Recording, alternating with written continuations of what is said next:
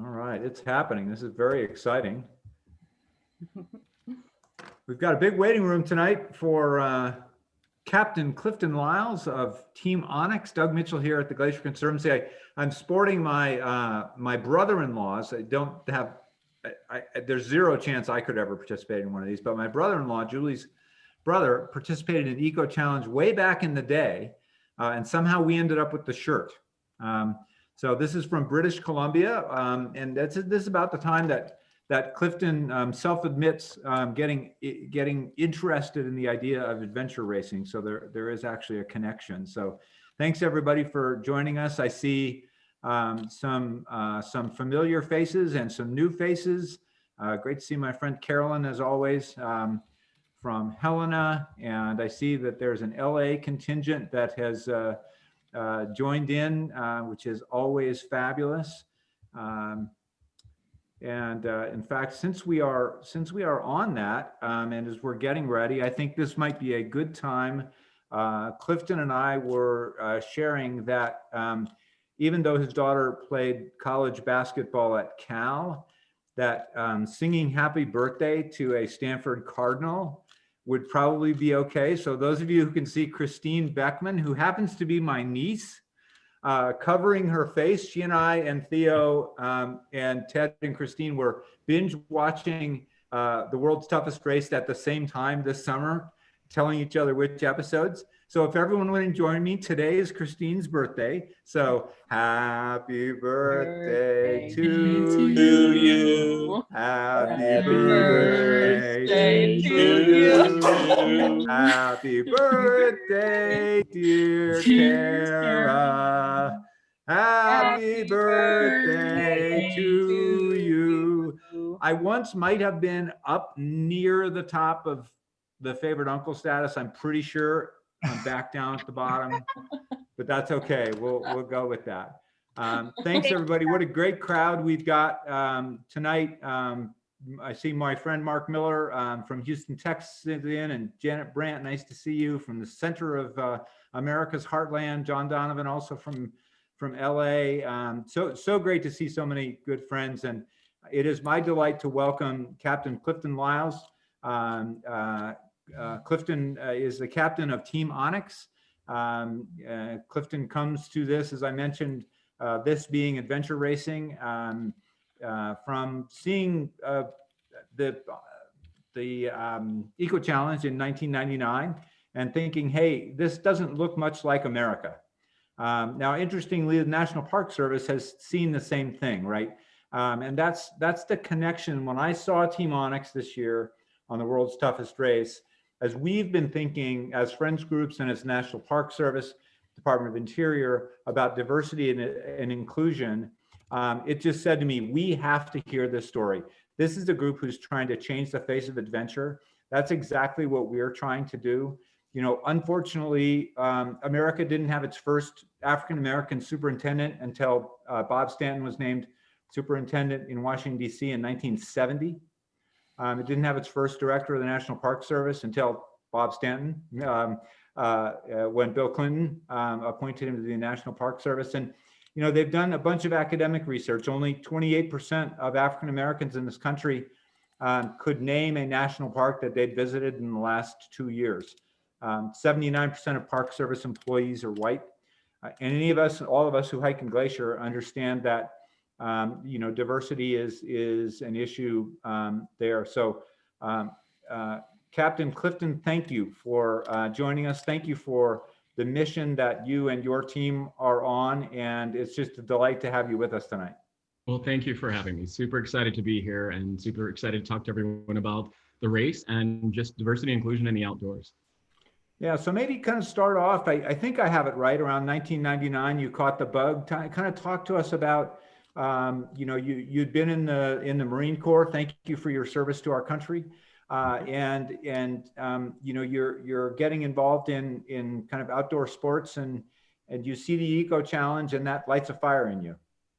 You know, it really did. It's, you know, as you said, in '99, I was watching on Discovery Channel, because back then, you know, the jersey that you're wearing, they were kind of the feature presenter of the race. And so I just happened to come across it on day one. And they were these teams and they were racing. I've always been competitive. And as soon as you say race, you've got my attention. And so I started watching, and this race was in Morocco. So it was very extreme conditions. There was camels, there was all this other stuff. And so within the first couple hours, I was like, what are these people doing? These people are crazy. This doesn't make any sense. Why would you do this to yourself?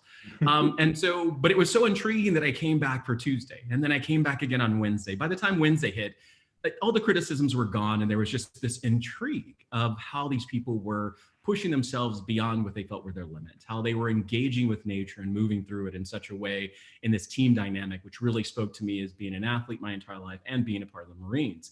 And so, we go on Thursday, then we get to Friday when it comes to the finale.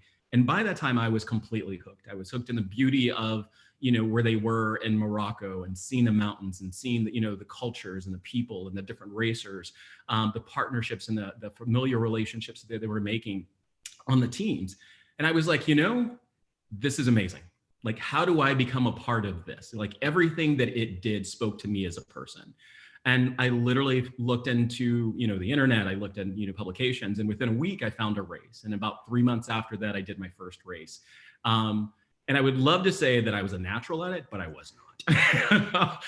I grew up in traditional sports. I was a sprinter. I ran the 200 to the 400. So I ran really fast. I played football. I did the traditional sports where, those people who see me and find out you do an ultra endurance sport, they look at me and they're like, you look like you should play football. Well, I did. So, it makes sense that I look that way. But it really just spoke to me. And I, did that race, learned a lot, finished, had an amazing time. But the bug bit me at that point. And I raced competitively at a really high level for the next 10 years, doing 2 races very similar to Eco, and just, pushing my limits to see who I was and what I was capable of. That's really cool, and this, I was so delighted to see the race come back on Amazon Prime, and Bear Grylls as the host, which was really neat to see. And it was fun also as you and I started to talk about this, and Carolyn and you, we also have this connection because one of your sponsors, Bedrock Sandals, has also been a really big help to us at the Conservancy. So they're helping. In fact, tonight they're going to be, they've donated two pairs of sandals. So Clifton is going to do a drawing later for anyone who's logged in. You are entered to win pairs of Bedrock Sandals from your sponsor and our supporter out of Missoula. It's really neat to have that connection too. Yeah. And, for those of you who don't know the guys at Bedrock, Dan, who's one of the founders of the company, we came across each other pretty early in our journey to try and get into eco. He himself, lived in the Bay Area for a time. So we knew a lot of the same places, knew a lot of the same hikes. And once I told him our story about what we were trying to do and how we were trying to be a part of this change and changing the face of adventure and getting more people of color outdoors, and we wanted to do that by being the first African-American team to ever race an eco challenge, he was immediately on. He was literally our first sponsor, the first person who backed us. And I would say this about his product, even if he hadn't done that, because we did use them while we race in Fiji, and they are amazing. The ruggedness, the fit, the feel, they just, saved us. We had some really long sections in water, and to be able to have the bedrocks on us and some of the muddy sections that we were in, it was one of those things where it's like, you didn't think you'd ever use something like this, but when you do, you're so happy you have it. Yeah, no, that's really cool, and I'm going to turn the stage over to you here, Clifton, for a few minutes. And our format, as always, and for those of you who haven't joined in one of our conversations or book clubs, we will use the chat function to ask questions. So feel free to ask questions in the chat, and Jill will help do that. I also want to welcome, there is a class in the Helena school system called Glacier College. It is taught by a fabulous and very beautiful teacher who happens to be my spouse. So some of their students may be joining us tonight. So welcome, and thank you for doing that. So Clifton, tell us, take a few minutes, walk us through, your mission of changing the face of adventure, the team members, because I know for you it's all about team. Yes. And kind of what you're up to, what you're doing, and how that's all going, and frankly, how we might help.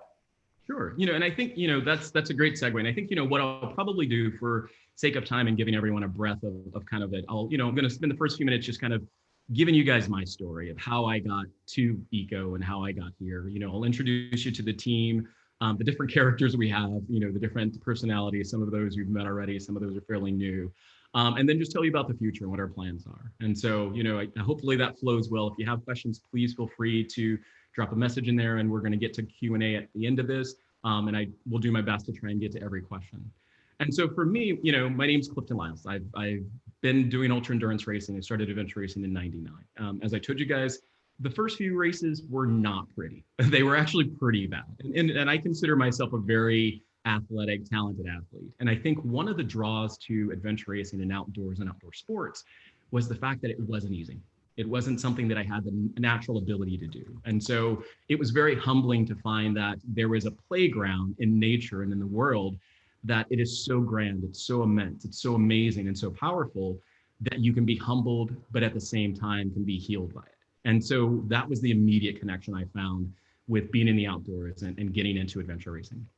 Growing up in Indianapolis, which is where I'm from, I grew up in a very poor neighborhood, so growing up, it was not about getting out and hiking and camping and things like that. We just didn't have the resources, nor did we have the exposure to that. So my first experience of actually sleeping outdoors in a tent overnight was when I was in the Marines. So it gave me a lot of exposure to being out in nature and actually getting to experience it in a way that I never had before.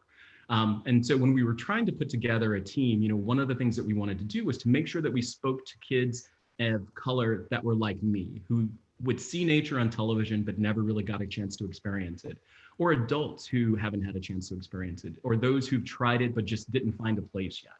And so that was one of the things we were definitely trying to tie in. And so for me, I think it all came together. I did a race back in 2006 in Moab. So we were in Monument Valley and just through Canyonlands and everywhere else. And so this was an expedition length race as well, 10 days long. And in this race, it was grueling. It was about 120 degrees during the day in Moab in the desert. And then it would cool down to 50s at night. And so we were dealing with mass extremes.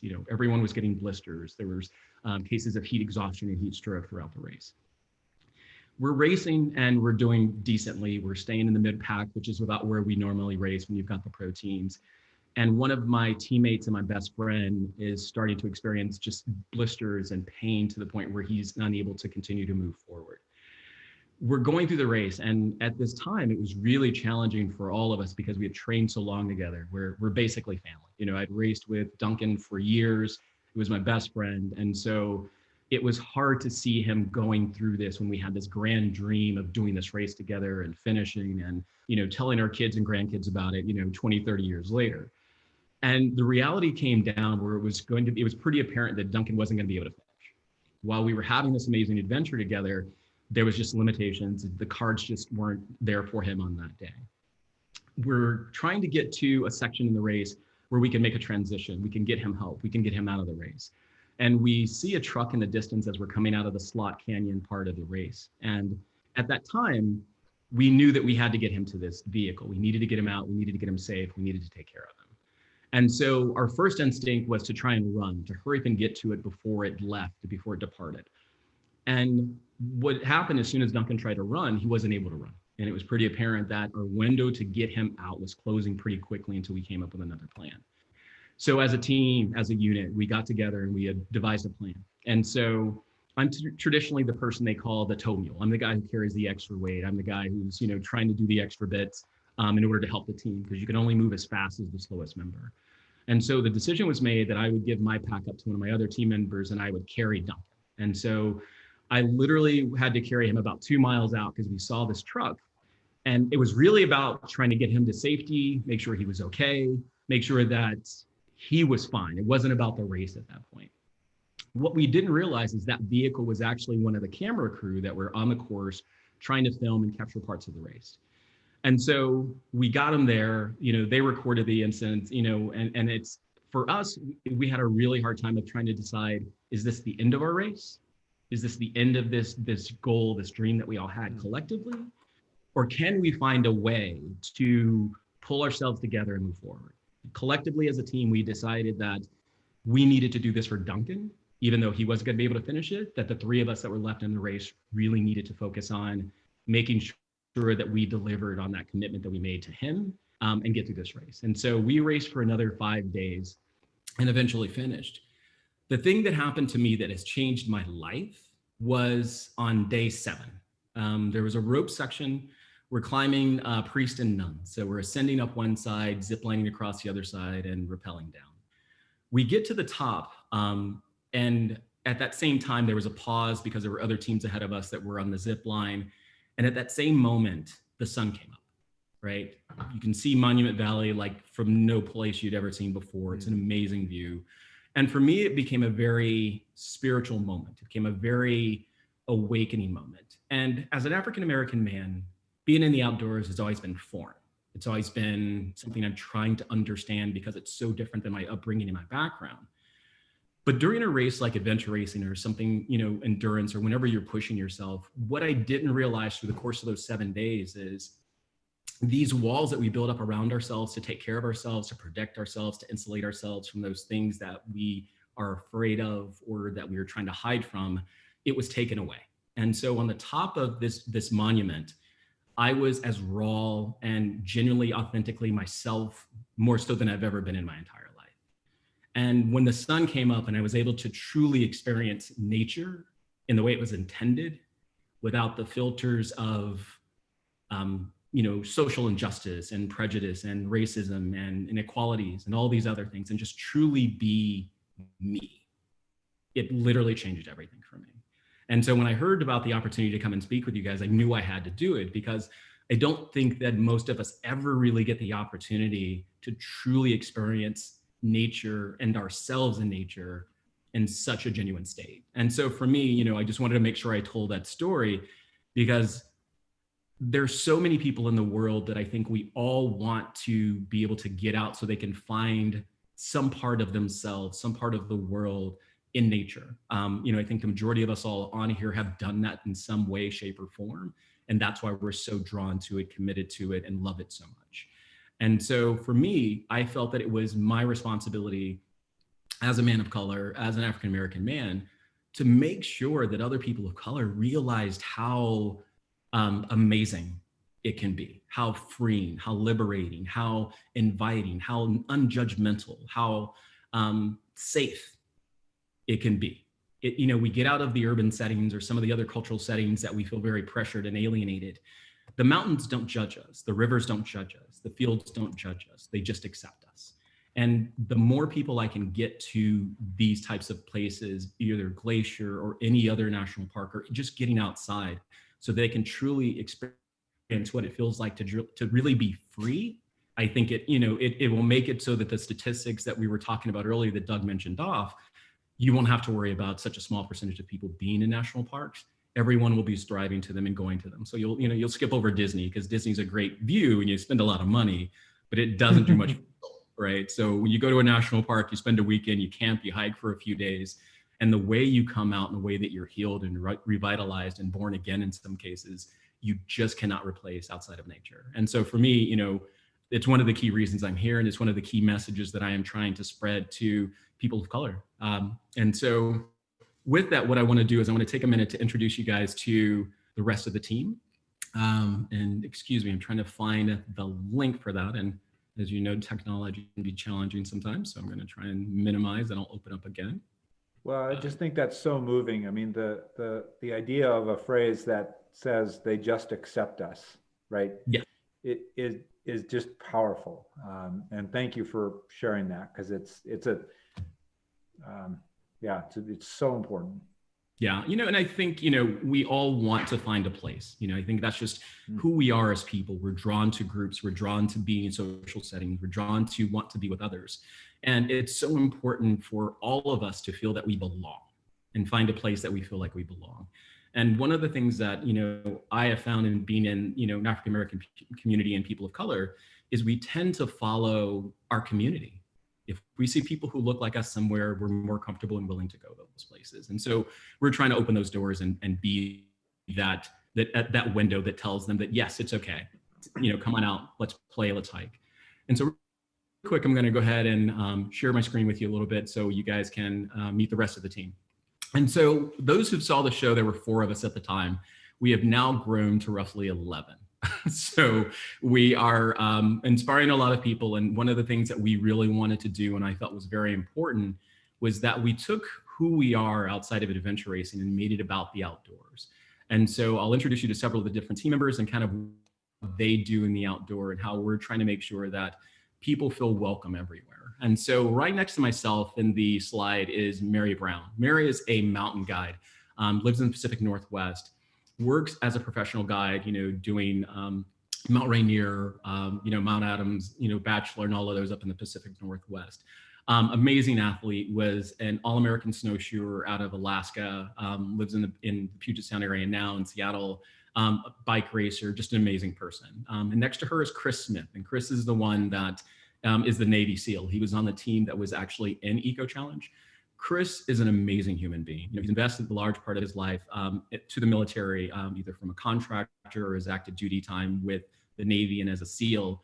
But he does a lot of training and coaching as well. So we've titled him the coach because regardless of where we are, he's the guy who knows that one little trick to get you over from a mental or physical aspect. So we really lean on him during races. From there, the other thing that we wanted to focus on was not just the diversity and race, but in sexuality as well. Corey Worthington, he's the runner. Corey is a world-class ultramarathoner. He was also on the team for Eco. Corey just set FKT for Ice Age Trail in Michigan and Minnesota. So he's now sets a record for a trail FKT that's roughly about 1,200 miles. So he did a 21-day FKT for that one. Amazing guy, amazing human, openly gay man. And my daughter, Michaela, she's our storyteller. She's the behind the scenes person. She's a filmmaker, and she's the one who kind of brings our story to life. So the content that you read in the website, the expression, changing the face of adventure, that's all hers. She's the one who kind of gets us out there and explains us to the world. Ali is a great story. He is a world champion outrigger paddler who we actually met at Eco. He was on the team out of Dubai. Nigerian born, lives in Dubai, architect by trade, world champion traveler and paddler, and just an amazing person. Down to the left is Johnny. Johnny is our rider, and we call him the rider because he's the guy who does the epic bike ride. So he's done the Tour Divide all the way from Canada down to Mexico solo. Did a small documentary on it. And his entire purpose for wanting to do that was to show children of color that they can do anything that they put their minds to. You put in the work, you put in the dedication, and you hold yourself accountable and you can do it. Next to Johnny is Crystal. Crystal is an Olympic swimmer. She was in the Olympics in Atlanta as a teenager. So she was one of the youngest members of the Olympic at 14. She lives in Antigua, is a free diver and an athlete of herself. And then we've got Dennis, who's Kofi. And Kofi's kind of our community organizer. He sets up a lot of the training camps, how to read a compass, how to navigate, how to ride a bike technically and things like that. So he's a huge part of our organization. Then we have Lizelle. Lizelle is the surfer. She's a former professional volleyball player that played in Switzerland and Europe for about 5 years. And she's a surfer, and that's her main goal, is to stay outside, stay in the water. She loves being there.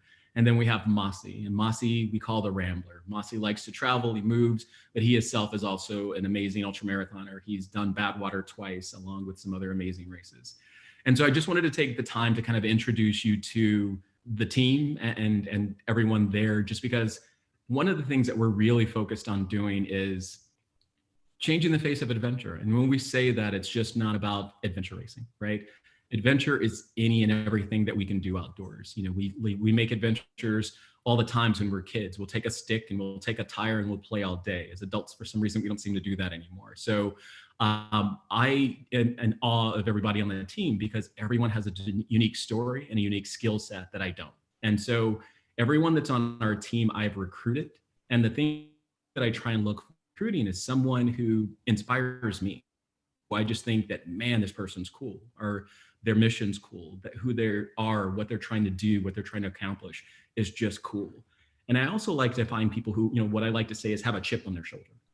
And what I mean by that is, the first few years of adventure racing for me were really hard. I had to teach myself and learn from all the teammates and other competitors of how to do everything. I used to think I could ride a bike until I start trying to mountain bike, and I would fall over my handlebars like every 5 or 6 miles or so. Single track was something I'd never heard of until I did endo after endo after endo. And so just having people around you that can help you develop and grow and learn. And so everyone on this team is, kind of selected for exactly that. Some of it's for selfish reasons because I want them to teach me and I want to grow. They all have that chip on their shoulder where I know if they fall off the bike, they're going to get back up on it. They're going to continue going. And I think for me, it's one of the key parts of life, not just in adventure racing or outdoor sports, but in life. There's always going to be something. Right now, we're all dealing with COVID, the challenges of that, being stuck at home, having to work from home. And so we all have the opportunity to learn from those people that we see doing things that we know we can do. We just haven't tried it yet. And so everyone on that team kind of does that for me. So that chip on the shoulder is something that I just always look for. So those are who we have on the team now and kind of where we're going next. As of now, we've got a pretty diverse team. We've got a lot of different things going on. We lost our entire season like everyone else for 2020, which was sad, but gave us more time to grow as a team, grow our community. One of the things that we've started doing in our community was to really say that let's get people outdoors. Let's grow the interest of people being outdoors and outdoor sports and everything else. So we've added 2 tiers to our program. So everyone that you saw on that page was our athletes, our team athletes. And so they're people who are racing or sponsored by Team Onyx to participate in their outrigger paddling, their surfing competitions or whatever. But we also realized that there were people who weren't at the level, but still wanted to be a part of what we were doing. So we added tiers. We have what's called an athlete level. That's anyone who does anything. So if you're a couch potato to a 5K to run to do your first marathon, come and join. We want you to be a part of our community. We want to try and help support you. We want to try and help get you additional information and training. Very similar to everyone, helped me when I was doing endo after endo off a bike.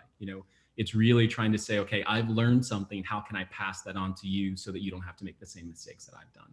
And so our athlete community is really about that. Corey's one of the coaches. Ollie's one of the coaches. I work with people from a nutrition and health standpoint. I'm a chef, so I work with them on that. And so it's really just building that up. And the last part of that is we have what's called family. And those are people who don't necessarily want to race. They're interested in the outdoors and they're interested in what we're doing. They just want to be a part of it. So we're building community. And the thing that we have found is once people of color in areas that are doing things that they're not familiar with, if there is a group of people that they feel that they connect to, look like, or can relate to, they're a lot more interested in being a part of it. And so just by starting these 2 tiers, we've grown to about 400 people that are in our immediate community. One of the things we started doing is understanding that not only are they a part of the community, but we want them to be recognized. We want them to be seen and feel like they're a part of it. And so if you ever go to our website, which is team-onyx.com, we have a locator page. And so every month or so, we change out our locator page so we can highlight those people who are part of our community. So from our racers to our family, to our athletes. And so you can just kind of hover over it and it'll tell you people and where they're at and stuff like that. And so by doing that, people are really engaged with the content. They're engaged with what we're trying to do. And they're actually taking the time to ask questions, get advice. They're going on a hike. What should I take with me?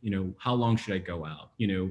People say that I shouldn't go by myself. Just little things like that you can help inform and make sure that people are prepared and have a great experience so they're likely to go back. And so that's kind of where we are on that. From a race front, we're hoping that the Eco Challenge happens again. We'd love to do it all over again. I and their team actually have some unfinished business. So we definitely want to go back and finish what we started. But at the same time, we've got several races this year. One, we're going to be racing in Florida. We're going to do the C2C, which is a 3-day race. We've got another great race in Bend, Oregon, and that's another 5-day race. I personally have signed up for, I'll be 50 this year. So to celebrate my 50th birthday, I am going to be racing the Tahoe 200. So I'm going to do a 200 miler in Tahoe to kind of celebrate the half century mark for myself.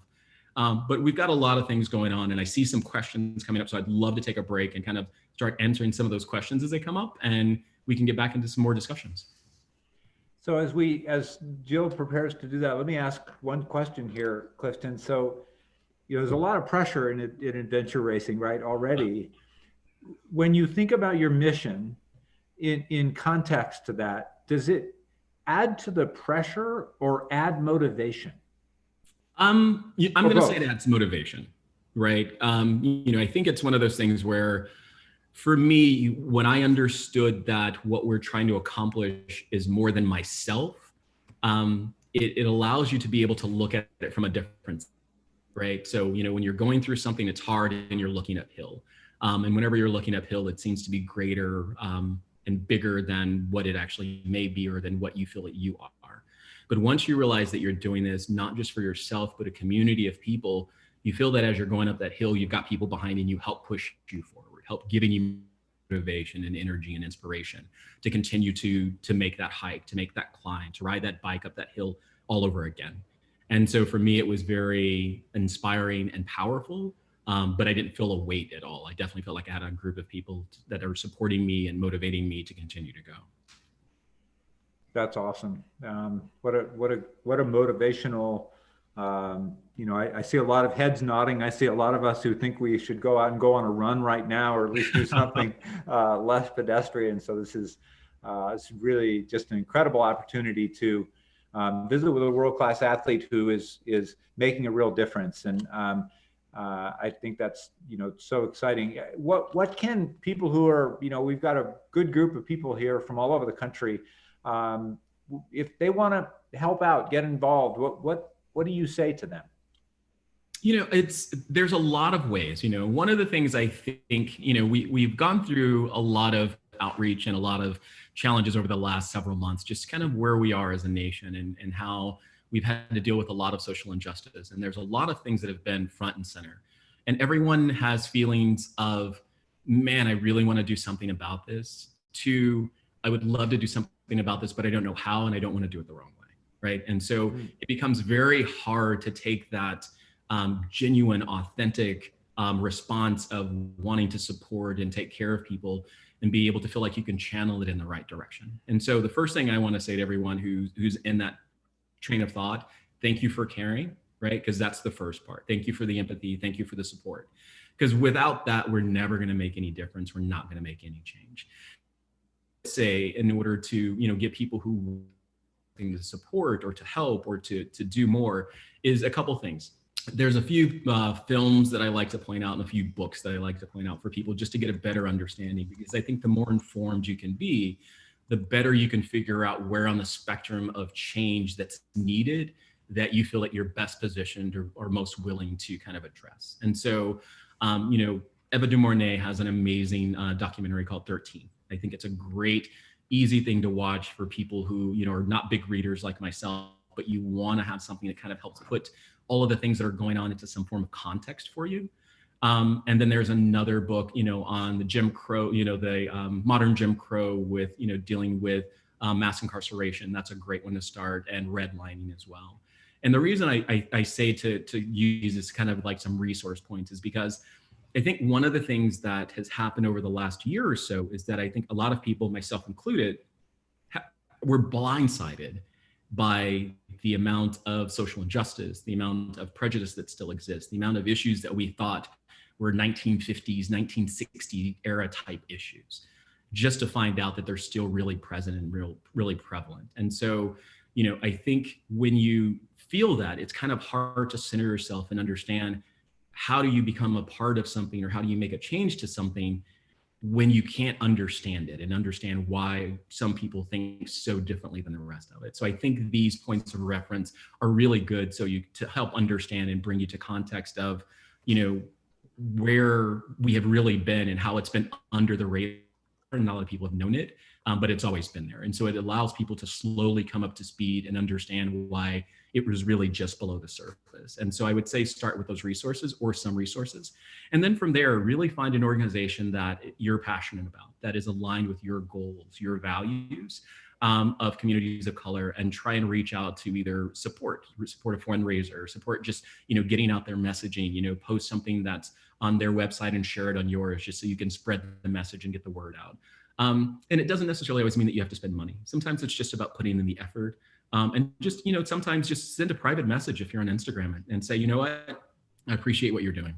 Just those little messages and words of encouragement in times where you feel like you're always going uphill are just that extra thing that I was talking about. When you've got people behind you, makes it load a lot lighter.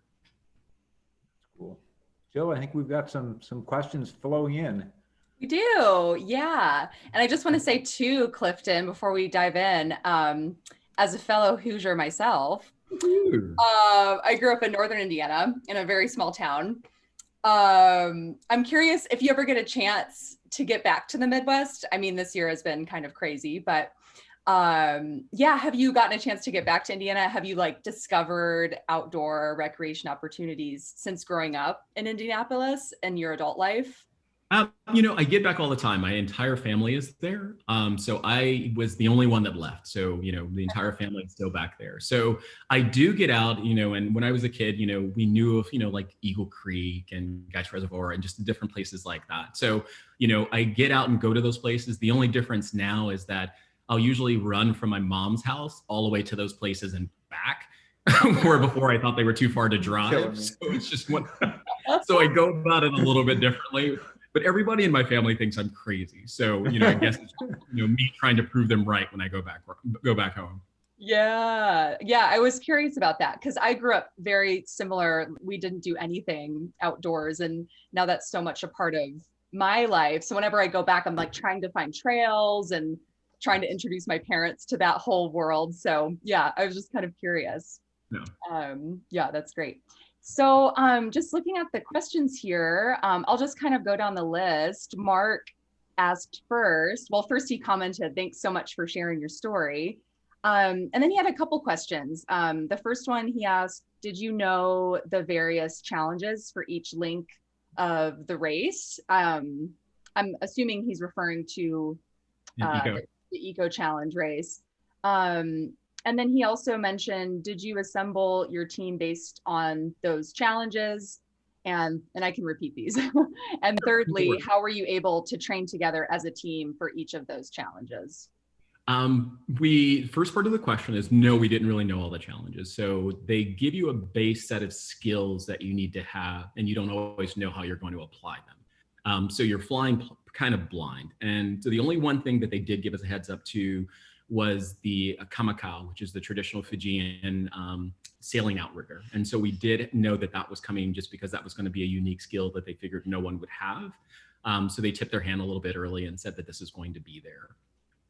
From that part, we didn't actually get to train very much as a team. And so selecting the team was challenging. We had a very limited amount of time and it's in a very extreme race. So the number of people that would be interested and capable simultaneously in communities of color is very, very small. And so it's, I never thought that in the 20 plus years that I've been doing this on and off that I would actually put together this team. But in the back of my mind, I knew I always wanted to. So every time there would be a major expedition length race, I would always go to the race webpage. And this is ever since I did my last major one was probably back in 2008. I would go and I would look and I would go through every single photo to see if there was a person of color there. If there was, I would message them and basically just kind of, make a relationship, just because there's so few of us, I think it's great that we know each other. And so that's actually how I came across Chris on the team. So he had raced back, I think in 2010 or 12. And he had done the race and I'm like, hey, there's another person of color. There's another Black man there. Let me just reach out and say hi. He completely ignored me, by the way. So just want to let you guys know, he totally ghosted me. I didn't hear anything from him. And only until I was trying to last minute rush put the team together for Eco that I actually get in touch with him, and he was completely on board. So finding the team was a challenge. It was mostly social media, Facebook, kind of seeing who was in the circles of ultra endurance type sports, and who I thought I could convince to do it. So that was kind of the first team. And with regards to, and like I was saying, we didn't have a chance to train much together just because of one, how we had to put the team together, and two, we're spread all across the US. So we have 2 out of Illinois, I'm in California, and Chris is in DC. So we have the Midwest, the East Coast, and the West Coast. And so it made it challenging, but it was interesting. I thought it would be bigger, it would be a bigger issue because whenever I've raced in the past, I've trained with my team, daily, weekly, and we've done races after races after races before something like this. But we all had a common goal and a common reason for being there. And so we coalesced really quickly behind our goal, our aspiration, our dream of finishing the race and being the first all African American team. And so a lot of the things that take you time to build up in a team dynamic were cut down pretty quickly just because we were so aligned, we were so familiar and so similar backgrounds in nature that it worked really well. Cool. Mark also said he's planning a backpacking trip from Glacier to Waterton next summer, and he'd love to have you come with them if you think you could keep up. Ooh, I like how he's challenging my ego. I'll do this first. So depending on when his trip is, if he can make it through the 200 that I'm racing in with me, then I'll definitely do the other one. No, just kidding. But no, I totally like it. love to I come like in. it. Watch out. Mark might take you up on that. It's a great race too. I'm sure he's heard of the Tahoe 200. So yeah, I would love to. And my strongest part is being on my feet. So everyone's got like their strongest discipline. And so while, I was a sprinter, I love being on my feet. So I may not be the fastest, but I'm probably the only guy who can carry a 40-pound pack on day 1 and the same speed on day 7. So that's kind of my claim to fame. I'm just a diesel truck. I just keep moving at the same pace. Not super fast, but I don't slow down. Yeah, you sound like a perfect glacier hiker. Exactly. Cool. So Genevieve was wondering if you have any races on the calendar for 2021. Yes.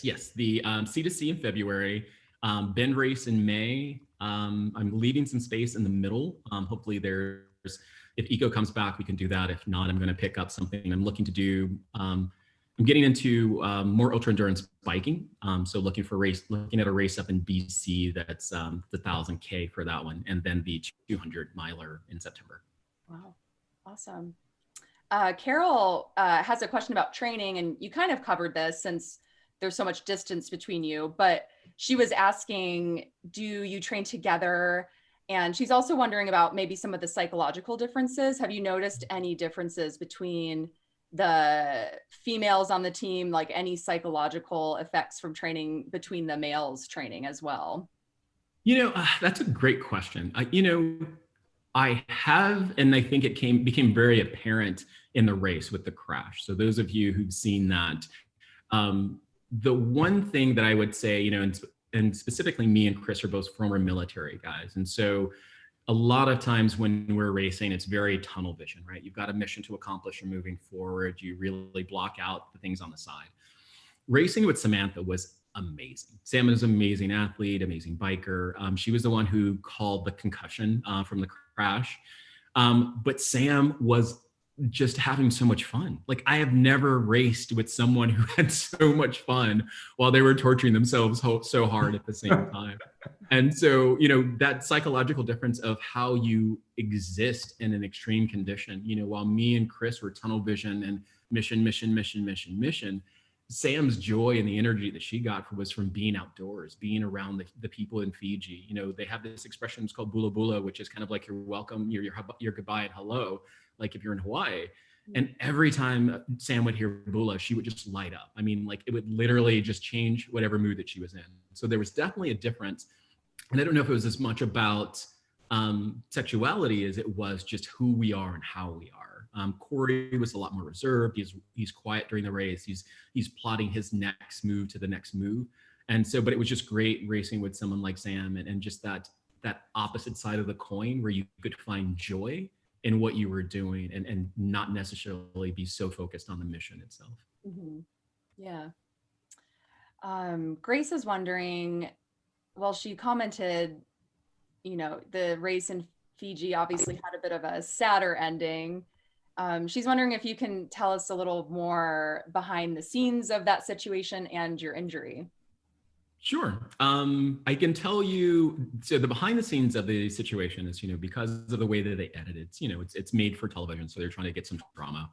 A lot of my friends who I've raced with for years were furious when they saw the crash episode air, in the sense that they were like, why was your team so far away? Why were they gone for so long? Like, it's just not what you do. And so a lot of that was really just kind of, manufactured through the storytelling and the narrating they put on top of it. So we had a really good cadence. I was the navigator. So I was generally navigating where we were going. And so the team would ride up ahead and scout out the terrain. And I'd be like, okay, we should be coming up to a turn on the right in X distance. And so they would ride up ahead as I'm trying to look for the next, waypoint or navigation point. They would go up and do that. And so in between those two things is when I went down. And so while the camera was on them, they're like, oh, it's been a while, how long has it been? And then, just the way the story is told, it seems like it's a lot longer than it was. So when they came back, you saw me, I was getting up, I didn't even know the film guy was there initially, because I was so out of it at the time. But when I fell, I just thought I had fell, like I was telling you guys earlier, I've done endo after endo. So no big deal. You push hard, you fall occasionally on mountain bikes, no big deal. But what I didn't realize is that I had actually knocked myself out at one point. So I was unconscious and didn't realize it. I thought it was just, you had an impact, you close your eyes due to the impact, you get up and you're fine. And so Sam was really adamant after seeing that the helmet had cracked that she wasn't comfortable moving forward until we had an assessment. And so we made a decision as a team, do we go forward to the next point to make the assessment? Or do we go back to the fully stocked transition area that we were in with a medical tent and everything else? So we agreed to go back. And so when we get there, in my mind, I'm still thinking, I'm still racing. We're going back, got to figure out how to get a different helmet, change out some gear, fix some stuff, and then we're back on our way. But the entire time that we're there, the medical team is asking questions, are you okay? How do you feel? Do you feel like you blacked out? I'm like, no, I didn't get knocked out. But then they were saying, how is your head? And I'm like, well, my left ear is kind of muffled. And so understand, when I crashed, I was going down and I was banking right. So in my head, when I was banking right, if I'd have fallen, I'd hit the right side of my head, right? Somehow I hit the left side of my head. And so when I went down, either I overcorrected so much that I spun, or I went down and flipped and then hit my head over the bike. I don't know which, because I blacked out. And so while we're sitting up there trying to figure out if I was going to be able to go on, when I came to the realization that, I took off my helmet, I had looked at my helmet again, and the abrasion, the dent, the crack was on the left side. And in my head, I'm like, how did I hit the left side of my head on a right bank? And so at that point, I knew I had lost time. I knew that it was more severe than what I thought it was. And knowing that we were going into the toughest navigational part of the race, going through the jungle, I had to make the call that it wasn't safe for me or the team, because I was the only navigator, that we move forward at that time. And so a lot of that, the narration and the pieces of the details that put it all together is kind of what you missed in that storyline. But that's kind of how it played out. And it was a hard choice to make. We were all very invested in it. But at the end of the day, if we, when you go into the outdoors, you have to respect it. You have to respect it. You have to respect your limits. You have to respect that the outcome is not always going to be what you want it to be, but you use the information, you use the training, use the knowledge you have to make the best decision you can. And so that's what we did. Yeah. That's awesome. And we've got just about 15 minutes left. And I think perhaps we have winners selected. I think Emily and Clifton have been scheming behind our backs, multitaskers that they are. And I think we have 2 winners, if I'm not incorrect, Clifton, for our Bedrock Sandals. Right now, so I'm not sure because I'm getting all the messages. This one would have been from Emily. Okay. Yeah, it's showing up as host, so I'm getting everything. Okay, I'll send a direct message and see if she. Oh, got it. Okay, here we go. Got it now. There we go. All right. Okay, so we're ready. I've got 2 winners, and so as we talked about earlier, these sandals are going to be coming from Bedrock. Again, amazing product. One of the things that I will kind of get a plug for those of you who actually win is they have a new locking system on their sandal that I love. There was the Velcro on some of the models, and they've got this new hooking latching system that once you dial them in, they are just always in the exact same place you need them to be. You don't have to do I, pull it this far or that far. And so with that said, I am going to go to the 2 winners. And I was always raised that was ladies first. So our first winner is going to be Bonnie B. So Bonnie, you have just won a pair of Bedrock Sandals. Yay! Woo! And for the men, it's going to be Michael. If I pronounce this wrong, I apologize in advance. Feist, F-A-I-S-T, Michael. All right. That's awesome. All right, Michael, there we go. So yes, you 2 are the winner of 2 amazing pairs of Bedrock Sandals. And the good people at Bedrock will be reaching out to you guys directly and fulfilling your request. It's really, again, it's great to have this connection with Team Onyx. And They've been supporting the Conservancy for a number of years through our Backpackers Ball, July 15th this year. Right now, an online event, but if we may get lucky and can gather by then, we'll let everybody know. But great, that's wonderful. And Jill, back to you for some more questions. Yeah, I was just eyeing Michael's question actually. So that's great that he just won the giveaway, because I definitely wanted to make sure I covered his question. So there's a little background to it here. So he commented, from activities as strenuous as adventure racing or as low key as, you know, a short hike or maybe going kayaking, doing something that's unfamiliar can feel really daunting. So he commented, you've touched on how showcasing representation can make people feel more welcome. So Clifton, how would you go about inviting someone to try something new? Are there any initiatives or groups doing similar work that you admire? And he said he can attest that a lot of ranger staff here in Glacier National Park love to highlight Black Birders Week as an example. Oh, perfect. You know, that's a great question. And for me, you know, as Onyx, one of the things that we're trying to do is we have partnered with some different organizations, and we ourselves are doing a lot of outreach. So Kofi, who's on our team, you know, he's listed as the organizer, he's a racer.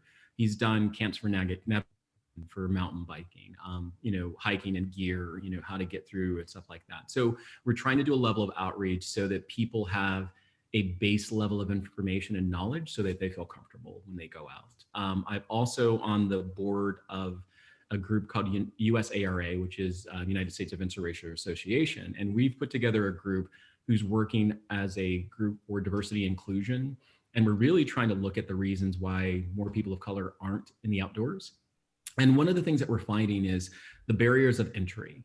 You know, sometimes it's distance, sometimes it's cost, sometimes it's knowledge, sometimes it's representation or lack of community. And so one of the things we've really focused on is reaching out to different organizations around the country, from Outdoor Afro that has a semi-national footprint, to All Mountain Brothers, to you know, Black Men Run, to Black Cats, and really trying to engage organizations that already are doing these types of things to figure out how can we give you more breadth, bandwidth, more coverage, potentially funding and partnerships, so that you can take what you're doing for communities of color to areas that need it as well.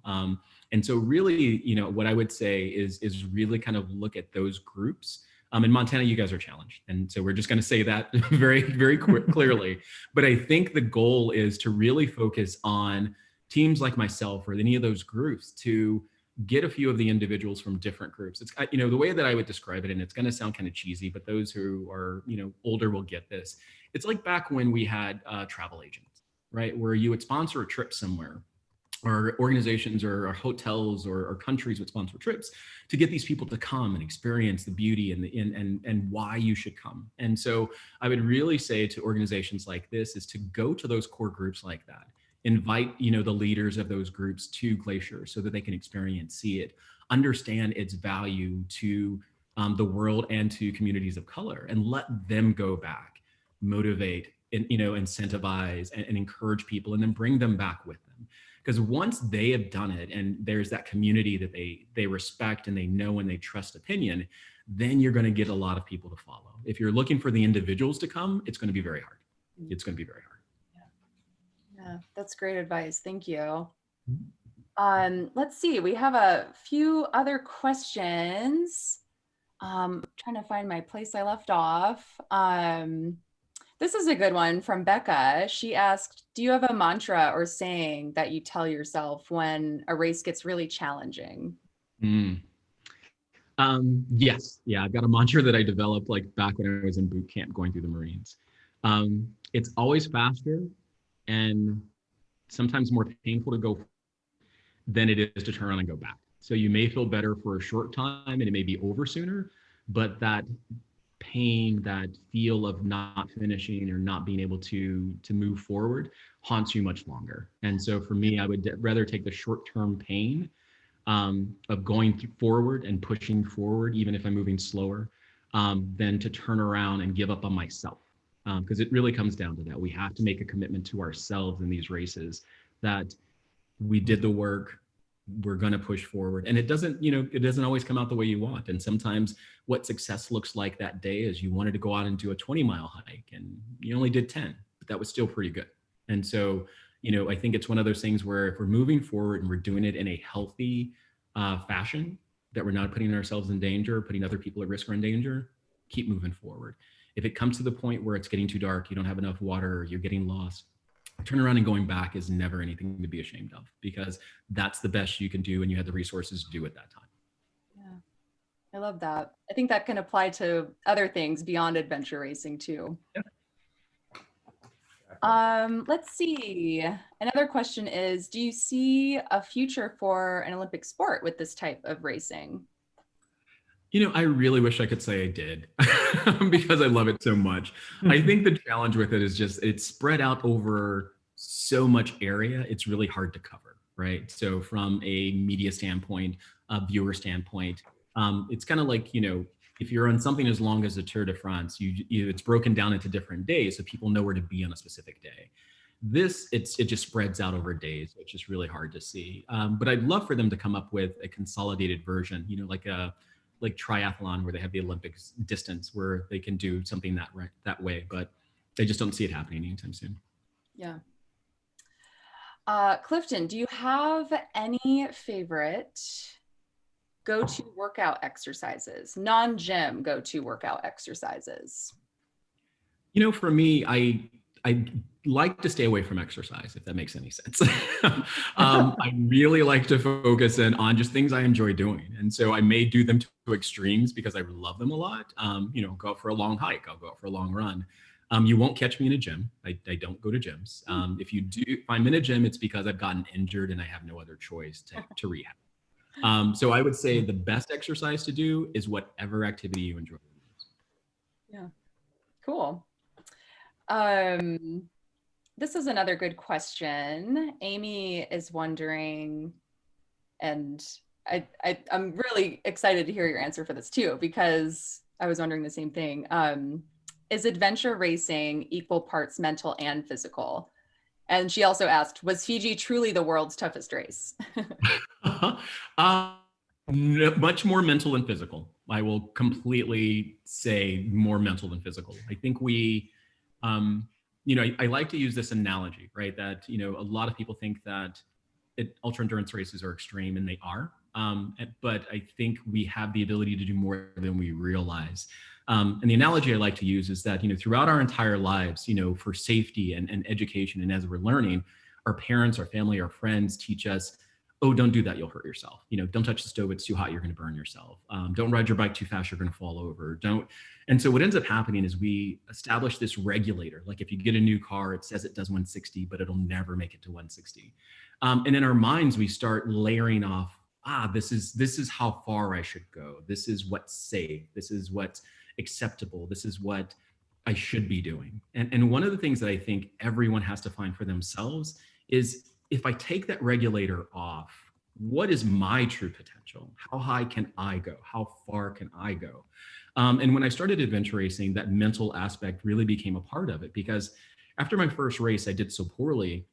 I was always fearful that I wouldn't finish or that I didn't have enough energy. And what I started doing is saying, I'm only going to race 70% or 80% of my capacity just because I want to have some reserve there. And so what I started doing was questioning that thought and saying, okay, well, what if I did 100%?